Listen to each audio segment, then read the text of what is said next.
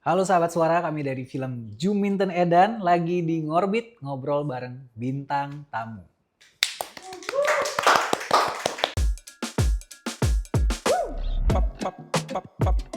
Julep, julep, julep,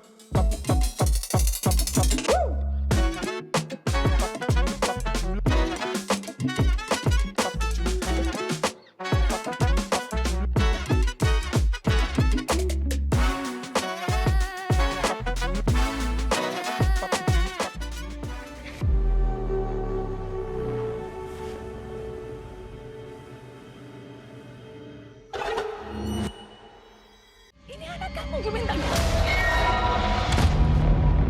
Juminten sudah edan. Juminten tidak edan, Mbak. Dia cuma kesurupan, Mbak.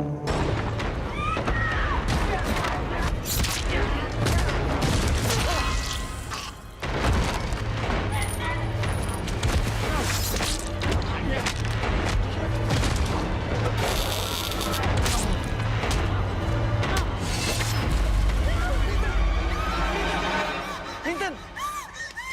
Sadar! Sadar! Kamu kenapa? Ini kisah Juminten Edan. Perkenalkan, saya Dimas Aditya, berperan sebagai Manto. Perkenalkan, aku Sharon Javian, aku sebagai Saskia. Saya Meisha Amira berperan sebagai Juminten.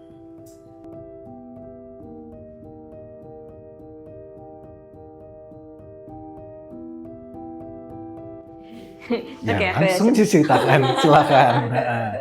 Oke, jadi Juminten itu adalah seorang ibu yang mempunyai keterbatasan dan dia tunawicara dan ada masalah dengan pendengaran tapi cuma sedikit. Jadi sepanjang dia beraktivitas selalu memakai bahasa isyarat dan mempunyai anak bernama Saskia dan juga suami Manto.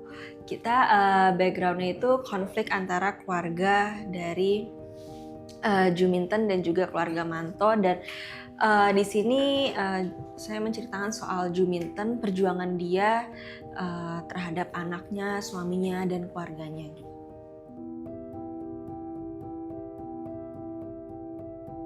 Sebenarnya awalnya dimulai dari historinya keluarganya Manto dan keluarga Juminten yang memang tidak baik-baik saja.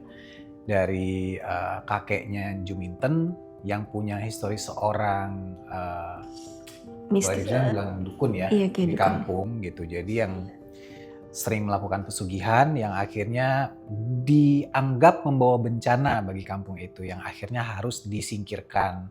Dan itu akhirnya berlarut-larut sampai ke eranya Juminten dan Manto, yang akhirnya keluarganya mereka punya konflik tersendiri nih, yang keluarganya Manto merasa tidak bisa menerima keluarga Juminten dan Juminten sebagaimana mestinya.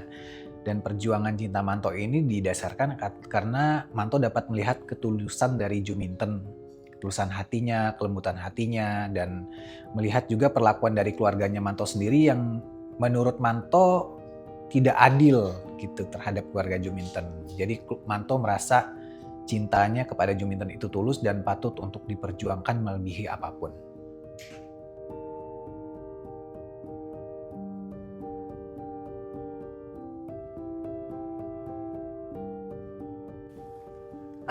Kalau aku bagian fightingnya, actionnya, karena ada banyak banget di mana scene action, tapi ada satu scene yang emang bikin aku merinding, dan menurut aku dari segi pengambilan gambarnya dan juga lokasinya, ada salah satu scene dari film itu.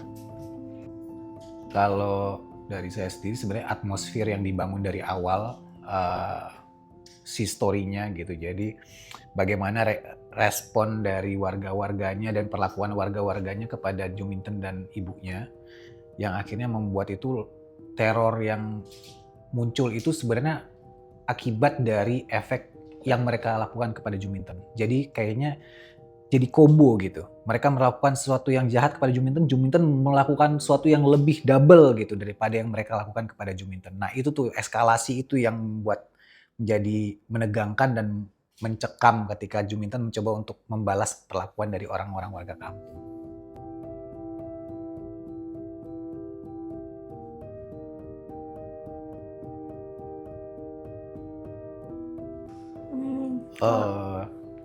Kalau aku sebelumnya sama Mas Dimas emang udah kenal dan aku juga sering sharing, ngobrol, dan waktu reading kan banyak prosesnya juga di situ. Jadi pendekatan lebih lagi sebagai seorang suami dan sebagai seorang suami istri. Dan kalau ke anak itu kita sering ngobrol, sering main bareng, lebih kayak gitu sih. Enggak ya gimana-gimana. Untungnya juga Sharon itu nggak susah juga buat dideketin, buat diajak ngobrol.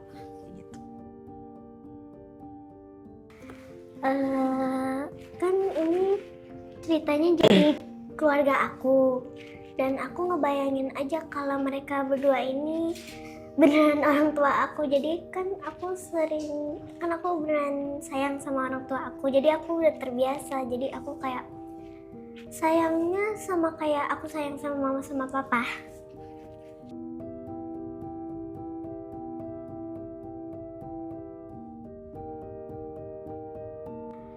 Kalau aku sih kayaknya enggak sih.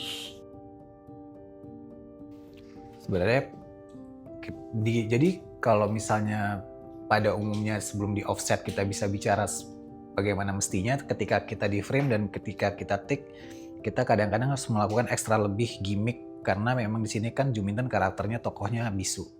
Jadi harus menggunakan lebih dari sekedar ngobrol dengan suara, tapi juga dengan gimmick bahasa isyarat. Dan untuk menyocokkan bahasa isyarat dengan orang yang bisa berbicara itu sulit sebenarnya. Karena orang yang menggunakan bahasa isyarat biasanya keterbatasan dalam bersuara, atau orang yang tunarungu gitu atau itu. Mereka bahasa isyarat itu ya mereka mengeluarkan begitu aja. Tapi kalau di orang yang bersuara itu kadang-kadang predikatnya suka kebalik di bahasa isyarat. Jadi kalau misalnya di bahasa kita bisa ngomong itu saya sudah makan, kalau mereka bisa kebalik tuh subjek dengan predikat dan objeknya. Jadi saya makan sudah tadi gitu. Jadi menyocokkan ketika kita bilang saya sudah makan dengan bahasa isyarat yang ini kadang-kadang suka nggak sinkron. Nah yang kesulitannya seperti itu. Tapi berhubung karena Meisha juga orangnya open, jadi harus diingatkan terus waktu itu di awal. Mei, ingat ya, orang yang tunarungu itu mereka tuh bukan cuma pasrah dengan menggunakan bahasa isyarat, tapi mereka juga berusaha untuk bersuara, mengeluarkan suara supaya apa yang mereka sampaikan itu lebih jelas buat semua orang yang melihat gitu.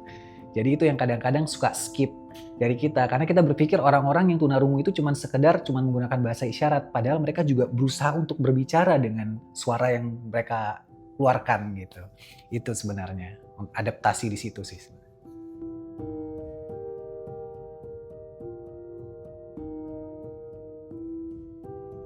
Kalau dari Manto sendiri sebenarnya ini kan dia dihadapkan kepada dua pilihan. Memilih antara ibunya atau milih istrinya. Tapi Manto selalu ngerasa apa yang dia yakinin ini untuk kebenaran. Kebenaran tuh bukan berarti orang yang lebih dekat selalu lebih benar.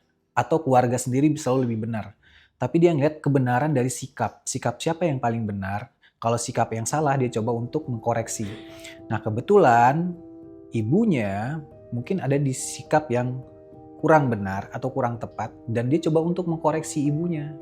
Dan menjadi polemik yang menjadi dilema bagi Manto adalah yang dia hadapin ternyata adalah ibunya sendiri yang merasa kadang-kadang orang tua selalu benar dan orang tua selalu lebih tahu daripada anaknya.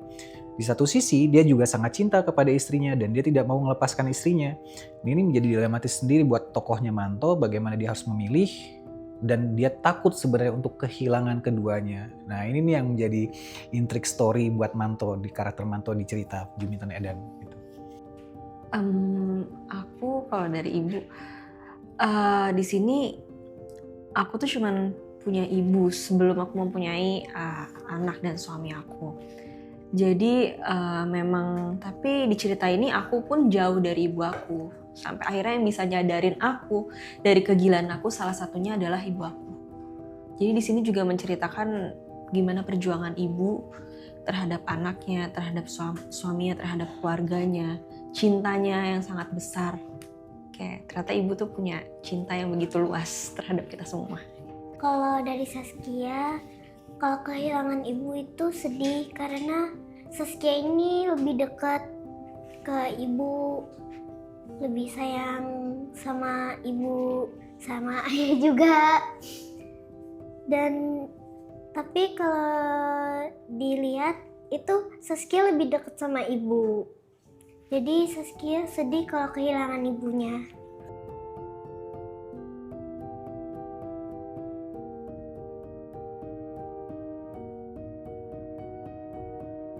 Tapi nggak harus ada di film ya kan? Roh jahat. Roh jahat. Saya pakai Al-Quran lagi. Roh jahat. Nggak bisa pakai golok sama iya. Saya doa sih. Ya doa sih ya. Sama lah doa. Kalau aku sih paling salib.